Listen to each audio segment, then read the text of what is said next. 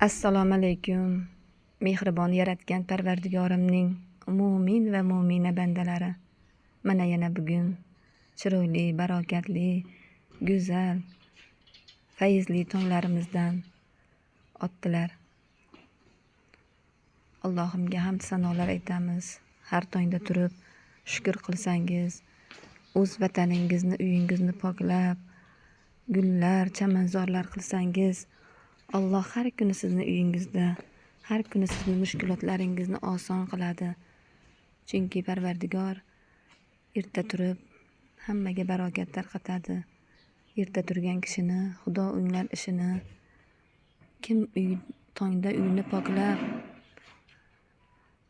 hamma yo'qni poklasa, Alloh har kuni o'sha yerda bo'ladi. Chunki yaratgan Rabbimiz pok, mehribon, harakatda barakat deydilar.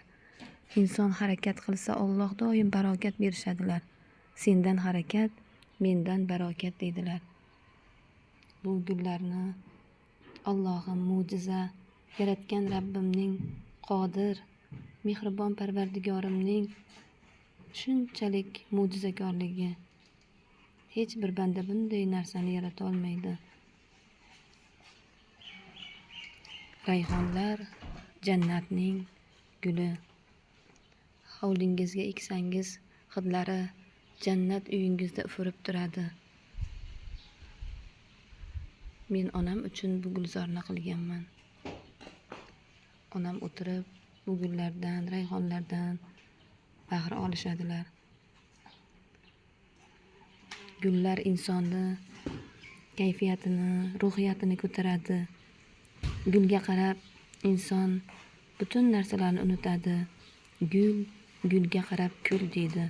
G'amga botgan inson gulga qarasa kuladi. Qarang, bu mo'jiza. Yaratgan Rabbimiz, shunday qodir Allohimiz, hatto chumoli, inachilarni qanotini qanday yaratgan, biz buni hech qachon qila olmaymiz. Shuning uchun Tangrimizni dilini, qalbini vayron qilmaydigan amallarni qilib, barokatli ishlarni qilaylik. Ayollar, mo'mina ayollar, har kuni eringizni, farzandlaringizga mehr ajrating.